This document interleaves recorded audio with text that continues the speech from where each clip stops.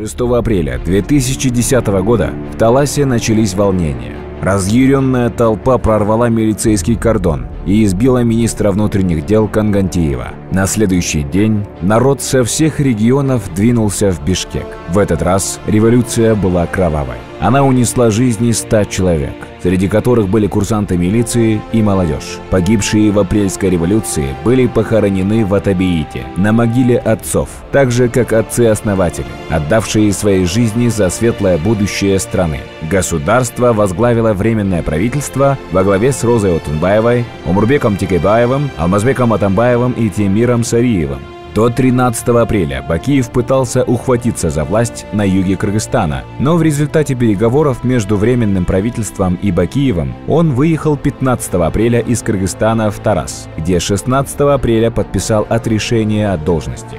19 апреля он уехал в Беларусь, где получил политическое убежище. После революции было много дел, связанных с нечистой деятельностью некоторых политиков, например, такие как вскрытие банковских ячеек, счетов Бакиева и его семьи. Параллельно готовился текст новой конституции.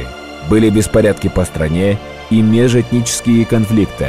В конце концов, ситуация вышла из-под контроля 10 июня 2010 года и переросла в массовые столкновения между кыргызами и узбеками. Конфликт был кровавым, с большим числом пострадавших и погибших.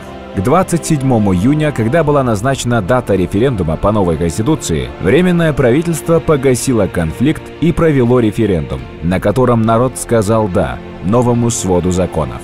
Основные статьи Конституции касались полномочий президента переходного периода Розы Отунбаевой для осуществления мирной передачи власти и проведения парламентских выборов. Также правительством был заявлен переход на парламентаризм, который до сих пор не осуществился. Был наложен мораторий на изменения в Конституцию до сентября 2020 года. Страна начала жить немного по-новому. С 2011 года правительство продвигало вступление в Таможенный союз, впоследствии Евразийский экономический союз, со вступлением в который в 2015 году уменьшились доходы граждан. Увеличились таможенные пошлины для работников рынков Дордой и Карасу. Еще под влиянием общемировой политики, когда спустились цены на нефть, упал рубль и тенге. Кыргызские мигранты стали отправлять меньше отчислений в Кыргызстан, и кыргызская продукция стала неконкурентоспособной на рынке ЕАЭС. Сегодня Кыргызстан очень сильно зависит от отчислений мигрантов, так как не экспортирует товаров. Вхождение в ЕАЭС хотя бы улучшило условия их пребывания в России, в которой большинство из них работает. 11 декабря 2016 года прошел референдум по внесению поправок в действующую Конституцию от 2010 года. За поправки высказалось 80% населения. Это важное событие, которое будет формировать последующую политическую и социальную жизнь. Будущие поколения, несомненно, дадут свою оценку референдуму и выбору, сделанному 11 декабря. Наша история богата на события. Были победы и поражения. Постоянная борьба за независимость. Дата 31 августа 1991 года имеет для нас особое значение. Это то, ради чего боролись, воевали и отдавали жизни наши отцы. Независимость. И когда вы знаете, какой ценой она нам досталась, красный цвет нашего флага приобретает новое, более глубокое значение.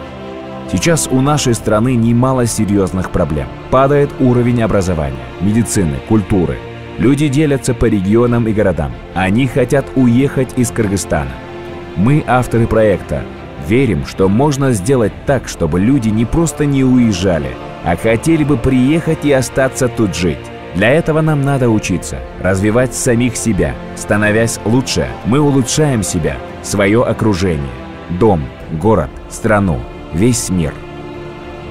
В конце свое повествование мы хотели бы закончить словами Исхака Разакова. «Мен таза болсоң, сен таза болсоң, коом да таза болот».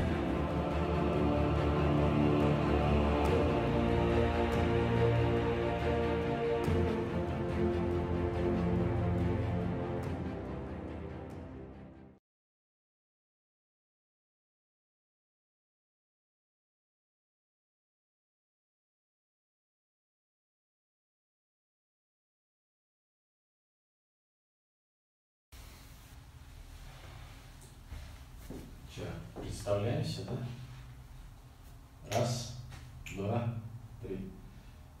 Всем салам, друзья. Меня зовут Астан. Меня зовут Азирет. Вы только что досмотрели 20-ю серию «Истории Кыргызстана». Это была первая редакция.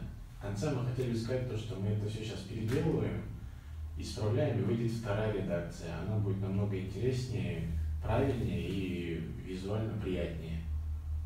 На этом у нас работа не заканчивается. Мы также делаем проекты по Айтматову, можете видеть иллюстрации сзади, и по Манасу. Это будет очень интересно. Оставайтесь на связи, подписывайтесь на нас. И насчет подписок, когда у нас будет 10 тысяч подписчиков на YouTube, мы сделаем большой розыгрыш. Когда будет 1000 подписчиков в Инстаграме, тоже будет большой розыгрыш. Таких иллюстраций, как вот это. Так что подписывайтесь и ждите новостей от нас.